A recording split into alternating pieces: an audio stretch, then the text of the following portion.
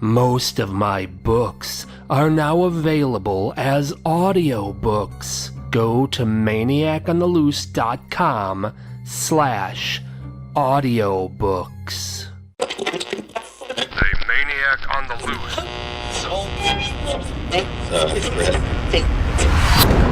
Welcome to the Maniac on the Loose Scary Stories podcast. Sit back and relax. Keep your arms and legs inside the vehicle at all times and enjoy the ride.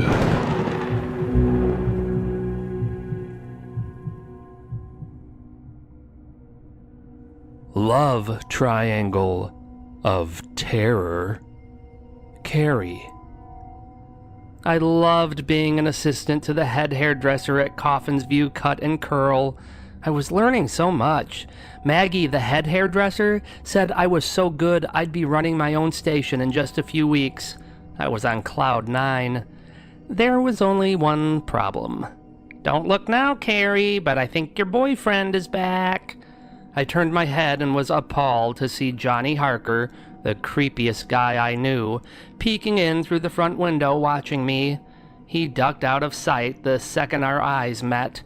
I rolled my eyes, shook my head, and muttered under my breath, "What a creep." Maggie was starting to get concerned.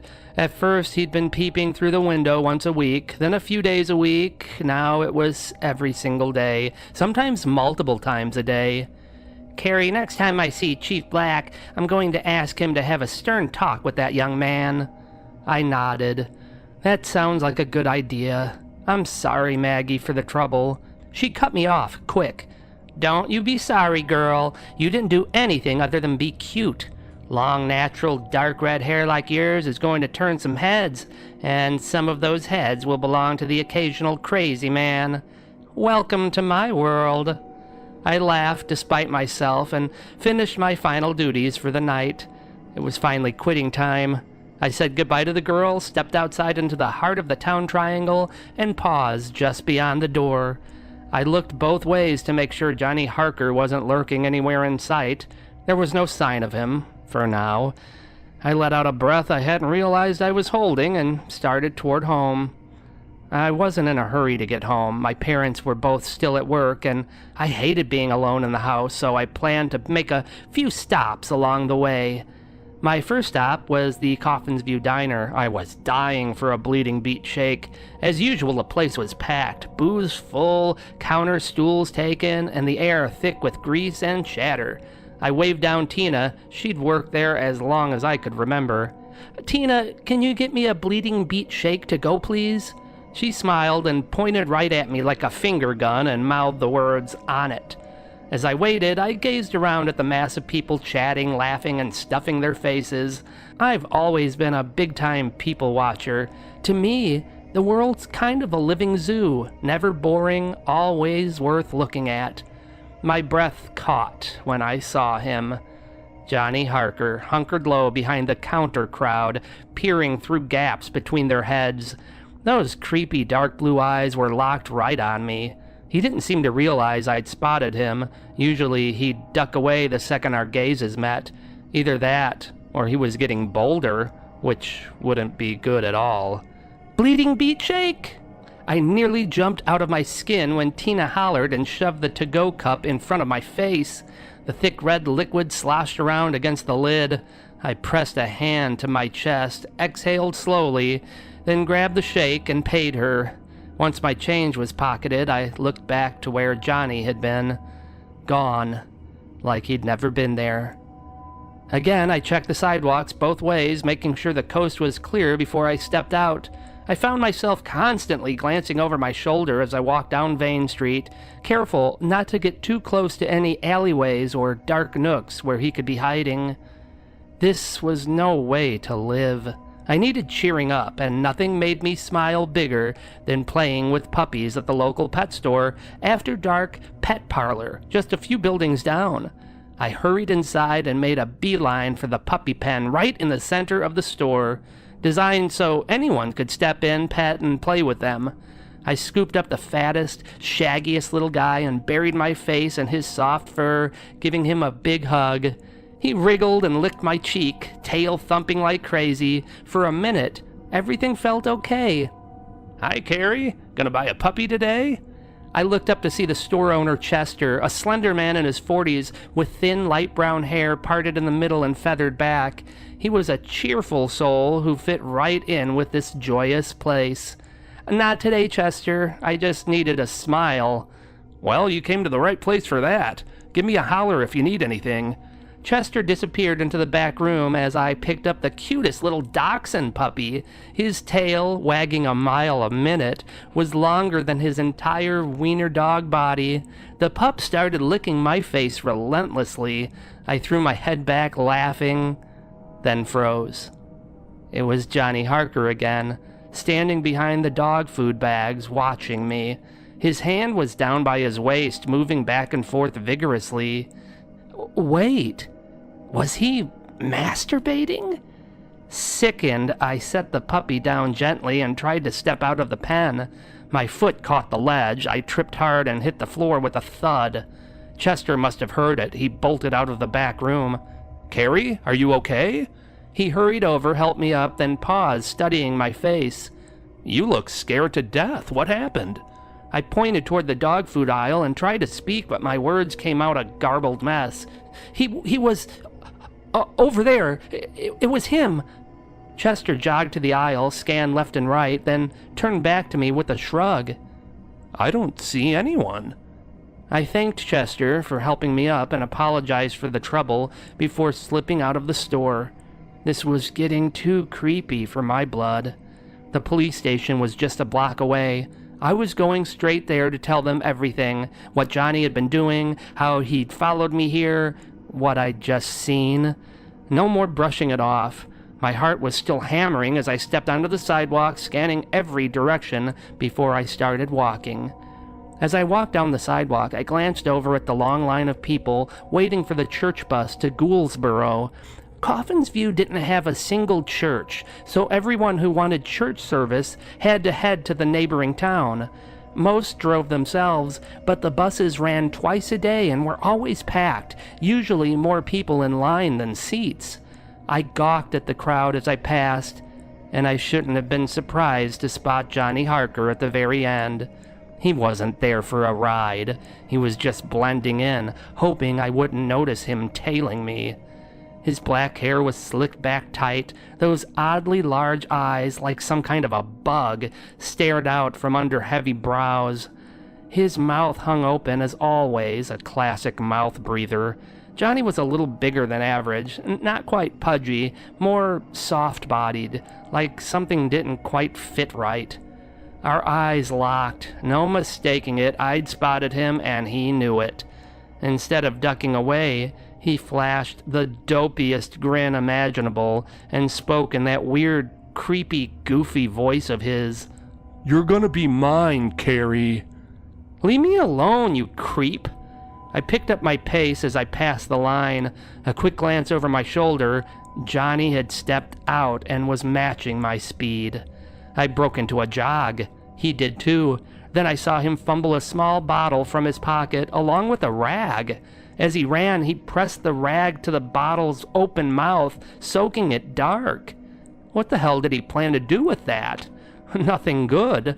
I opened my mouth to scream just as I realized I was right next to Pritchard's pharmacy. I darted inside without a second thought. The interior of Pritchard's pharmacy was a long rectangular space that always smelled of polished wood and vanilla. A classic soda fountain ran along one side wall at the center. There was a white-veined marble counter, gleaming chrome fixtures, red vinyl stools, and an array of tall syrup jars glowing under bright lights. Toward the back, 3 worn oak steps rose to the elevated pharmacy platform where the pharmacists could overlook the whole store from behind a high mahogany counter lined with antique jars and drawers. My friend Sarah was standing near the soda fountain, sipping on a root beer float. She was the fastest girl on the varsity cross-country team. Cross country was weird in this area. They still ran meets in the summer even though school was out.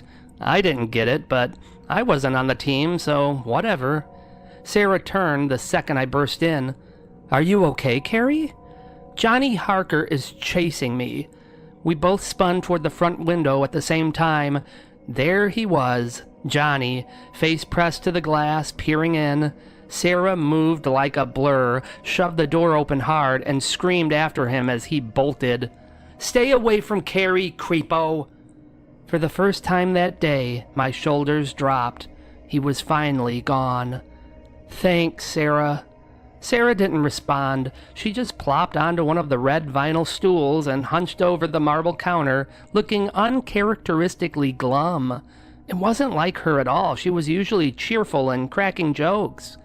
What's wrong, Sarah? She shook her head slowly. I don't know, Carrie. Ever since the crash, I just feel off.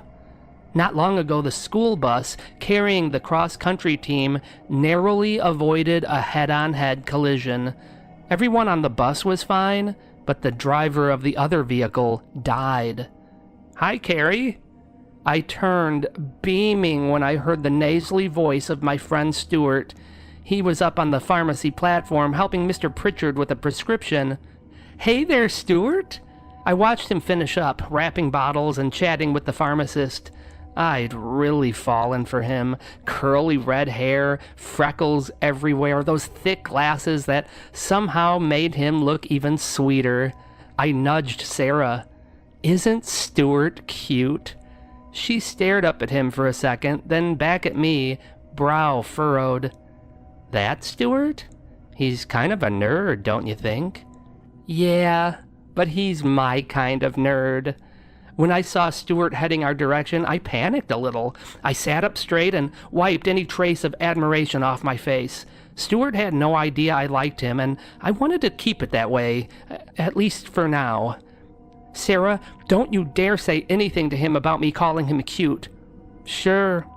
My insides went all warm when I saw how happy he looked to see me. His smile was huge, lighting up the whole platform. Hi, Carrie.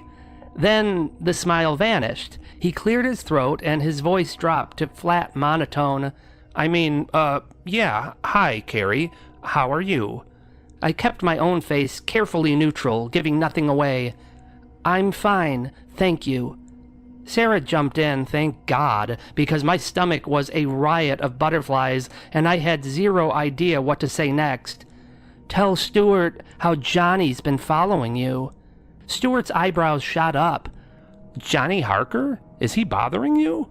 I nodded. Everywhere I go, I see him. Like he's stalking you? Exactly, yes. He studied my face for a long second. I got lost in those hypnotic green eyes behind his glasses. He could see how scared I really was. You're genuinely frightened of him, aren't you? Yeah, I am. He's a creep. He's always been a creep. Don't worry. I'll have a talk with him. Inside, I was glowing. Stuart was like a knight in shining armor, ready to protect me. But one worry nagged me. He's bigger than you, Stuart. What if he takes offense and beats you up? Stuart grinned, that easy, confident grin that made my stomach flip all over again. I'll bring Jimbo with me. I'll tell him to scare Johnny a bit. Give me a call if he bothers you again. I was walking on air the whole way home. Stuart was my protector now. That had to mean he felt something more than friendship, right? My cheeks were still warm from his grin as I stepped onto my porch. Then I froze mid-step. The front door to my house stood slightly ajar, just a crack, but enough to send ice down my spine. Johnny Harker. It had to be him. Was he inside right now, waiting? My hand shook as I pulled out my phone and dialed Stuart. He picked up on the first ring. Stuart, the front door to my house is open. I think... That was as far as I got before a loud creak sounded right behind me. I spun around just in time to see a white rag shoved into my face. The chemical stink hit like a wall, and the world dissolved into black void. I was floating. falling, gone. My eyes snapped open. My nose burned like I'd just snorted pure ammonia, every breath scraping fire. Green tiled walls closed in around me, steel cabinets gleaming under harsh fluorescent light, a medical room, cold and sterile, and there was Johnny Harker. His back was to me. He was filling a syringe with some murky liquid, the needle catching the light as he drew back the plunger. I had to get out of there. God only knows what he planned to do to me. I glanced down. Leather straps circled my wrists, but the straps were very loose, sloppy loose. Had Johnny forgotten to tighten them properly? Whatever the reason, they were loose enough that I could work my hands free. I did it slowly, carefully, inching my fingers through without a sound. The moment they slipped out, I rolled off the table. My legs buckled like wet noodles. The metal gurney tipped with me, crashing down in a deafening clang of steel and wheels. "Hey, stop!" Johnny's voice cracked behind me. I scrambled up, ignoring the pain shooting through my knees, and bolted down the dim hallway, straight into a room lined wall to wall with coffins. I was inside Crowley's mortuary. "Get back here, Carrie!" I had to hide somewhere and fast. I didn't have much of a choice, so I flung open the nearest coffin and dove in head first. Bad decision. The worst. A body lay inside, bloated, swollen like overripe fruit. I yanked the lid shut, crushing myself against it. The corpse sank under my weight, soft and gross. As I squirmed for a better position, my hand punched through the chest cavity like brittle ice, and I was wrist deep in warm, chunky, greasy sludge. Every shift made it worse. Trying to free my hand from the gunk, I felt strings of tissue slide between my knuckles. Then the stench exploded. Rotten eggs, crap, vomit, all fused into the foulest reek I'd ever inhaled. I gagged as my throat convulsed, but clamped my lips shut so hard my teeth ached. One sound, just one tiny, involuntary sound, and I was done. There was no way I was getting out of this alive. Love triangle of terror. Johnny Harker. I love Carrie. It's more than love. I need her, and I will have her. Whenever I'm not working at Crowley's mortuary, I watch her. She usually doesn't notice, but lately I've been getting closer. She's started spotting me more often, that dark red hair flowing as her eyes scan for me. It only makes me want her more. Today she caught me outside of the Cut and Curl, staring through the window while she worked. I followed her to the Coffin's View diner after that. I thought the crowd at the counter would hide me, heads blocking the view, but I think she saw. Her face changed. Then I followed her to the pet store. Oh, she was stunning as she played with those puppies, laughing as she hugged them. I imagined I was one of those lucky pups, getting to nuzzle against her and lick her over and over. I found myself erect and in need of release. During the act, she spotted me, and I ducked out of there before Chester, the owner, could catch me. I figured I could hide in plain sight among the churchgoers waiting for the Gouldsboro bus. Perfect cover, but she saw me at the end of the line, called me a creep right there in front of everyone. She'd done that once too often. All I had to do was get her back to Crowley's mortuary. Mr. Crowley created the living tableau for people who can't let go, a special tier. It's quiet and private. You bring your deceased loved one, and he poses them in the moment you want to remember forever. Fishing at the river, rocking on the porch swing, tinkering in the garage with tools in hand. The body stays perfect, preserved just right. But the real magic is the extras, people who were there in the memory. They're alive, of course. Mr. Crowley injects them with special formula, a single needle, and they go still. No more running, no more fighting. They breathe shallow, Their eyes track slowly, their mouths twitch, fingers curl just a little like they're trying to wave or speak, but they can't. They stay posed exactly where you need them, part of the scene forever.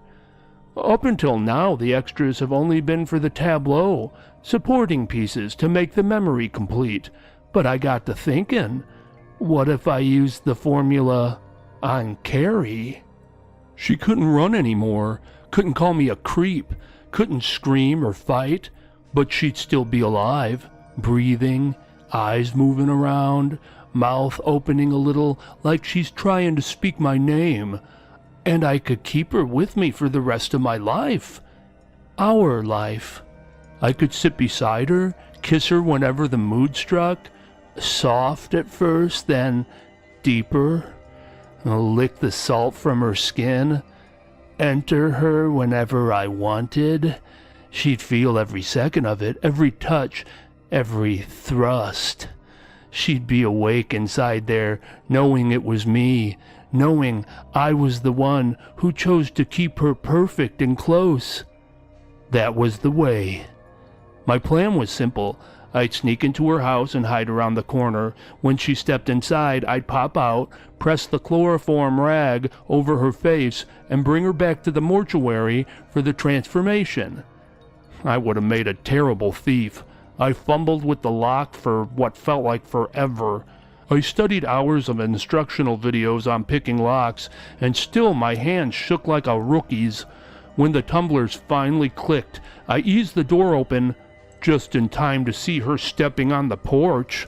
How she didn't see me, I'll never know. Her head must have been in the clouds. I was lucky to slink away into the shadows. Problem was, she saw the door open and was quick to call someone, but not quick enough. I brought her back to the mortuary and laid her gently on the gurney in the prep room. She probably wouldn't wake until after the formula had taken hold, but just in case, I cinched the leather straps around her wrists extra tight. That's when I heard Mr. Crowley's voice from a distance. "Johnny Harker?" Damn it! Mr. Crowley went home earlier. I wasn't expecting him to come back. I rushed down the hall to his office, but he wasn't there. "Mr. Crowley?" "I'm down here." He was in the Tableau Museum, the place where the memories were frozen in time. I found him sitting on a bench in front of the fishing scene. The dead body was positioned on a bank, rod in hand, waiting for bite. Next to him were 3 extras, fishing buddies. Their eyes tracked me as I stepped into their view, and their breathing quickened. "What are you doing here, Mr. Crowley? I thought you went home." "I did. I came back. I find such serenity admiring the tableaus. Now, I'll ask you the same question. What are you doing here?" "Oh, just some extra work." The old man smiled, deepening the web of wrinkles across his face. It wasn't unkind, but it wasn't warm either. "You work too hard." "Mr. Crowley, do you plan to be here much longer?" He nodded at me curiously, but didn't pry. "No, I'm leaving now. Finish whatever you're doing and do the same. Lock up when you're done." "Yes, Mr. Crowley." I hurried back to the prep room. Luckily, Carrie was still out cold on the gurney. I rushed to the counter and began filling up a syringe with the solution. After I administered it, I'd leave with Mr. Crowley like nothing happened, come back in a few hours, and take her home with me. Just as I capped the needle, a loud metallic crash erupted behind me. The gurney had toppled over. Carrie was on her feet, wild-eyed, legs shaky but moving. "Hey, stop!" I had no idea how she got loose, but there she was, free as a bird, running out of the room and down the hall. "Get back here, Carrie!" I ran down the hall into the room filled with coffins. Normally the room would have been empty, but we had a slight refrigeration mishap and several of the bodies had spoiled within the coffins. Carrie picked the wrong direction. There was no exit in that section of the building. No escape. I smiled. She could hide all she wanted, but I'd find her. Come out, wherever you are." Love triangle of terror. Stuart. I've had a thing for Carrie for such a long time, but we're just friends. I mean, if she ever found out my true feelings for her, things would get awkward. I didn't want that, so I tried to keep my feelings hidden. I almost slipped up at the pharmacy when she stopped by. The second I saw her, I lit up like an idiot. Huge smile, probably too obvious. I caught myself quick, though, and pulled it back together. I don't think she noticed. That's when she told me about Johnny Harker following her around. You know, I never really thought he was creepy like so many people said, but his actions were proving me wrong. And to be stalking Carrie, of all girls, I wasn't going to have that for a second. I was certain he'd never bother her again after my linebacker buddy Jimbo gave him a good scare. Later that day, my phone rang and the screen lit up with her name, Carrie. I was downright giddy when I answered, heart racing like a kid. But her voice was filled with fright. "Stuart, the front door to my house is open. I think..." Then the phone died. I floored it over to Carrie's house. Sure enough, the front door was wide open. I searched every room, calling her name. Nobody was there. Did Johnny Harker kidnap her? And if so, where would he take her? Crowley's mortuary. When I got there, Johnny's car was parked in the lot under a flickering streetlight. If he had anything to do with this, I was about to find out. The front door to the building was locked, but surprisingly, the back door was unlocked. I slipped inside. The place was pitch dark, a maze of corridors and rooms. It would be easy to get lost in there. Luckily, it was deathly silent, so when I heard faint, clanking sounds, metal on metal, I followed them. The truth was staring me right in the face. It was some kind of procedure room. There was Carrie, strapped to a gurney, wrist bound tight. Johnny stood over her, filling a syringe with something. I was trying to come up with a plan. Rush him, grab something heavy, anything, when an old voice cut through the quiet. "Johnny Harker?" Johnny cursed under his breath. I ducked behind the corner as he stormed out of the room and vanished down the hall. This was my chance. I dashed inside and tried to wake Carrie, shaking her shoulders gently. No response. Her wrists were bound with leather straps, cinched so tight the skin was red underneath. I worked the buckles frantically, fingers fumbling, until I finally loosened them enough to slip her hands out, but she was still out cold. I scanned the room fast. My eyes landed on a glass jar on the counter labeled smelling salts. Perfect. I grabbed one of the smelling salt capsules and was about to crack it open under Carrie's nose when I heard Johnny's footsteps coming down the hall straight toward the room. I dove behind a trash can in the corner. It wasn't much cover. If he glanced around even a little, he'd spot me, but he was too focused on the syringe in his hand. I had to act fast. No way I could just scoop Carrie up and run. She'd be dead weight. We both needed to move, and that meant getting her awake. While his back was turned, I snapped the capsule, held it under her nose, and waited. She inhaled once, twice, 3 times. Then her eyes fluttered open. She was awake. Everything happened so fast after that. Carrie slipped out of the loosened restraints and tried to run, but she pulled the whole gurney over with her. The metal crashed loud enough to alert Johnny, and the chase was on. I had a decision to make. I could jump up and confront Johnny Harker right then and there, but Carrie was right. He was bigger than me and would probably beat me senseless. So I stayed hidden and let him bolt out of the room after her. If I was going to stop him, I needed the element of surprise on my side. I poked my head out of the room and looked down the hall. Johnny was moving away, syringe raised in his hand like a trophy. Come out, wherever you are." That was my cue. His back was to me. I wasn't going to get a better chance. I raced down the hall and barreled into him with everything I had. He went down hard, hitting the floor with a loud bang. I stood strong, fists raised, ready to swing if he came at me. He rose slowly to his feet. But something strange happened. When Johnny stood up, he didn't look ready to fight. His eyes went wide with shock as he stared at me, then slowly dropped his gaze to the syringe jutting out of his chest. The plunger was fully depressed. He'd fallen on it and accidentally injected himself with whatever was in there.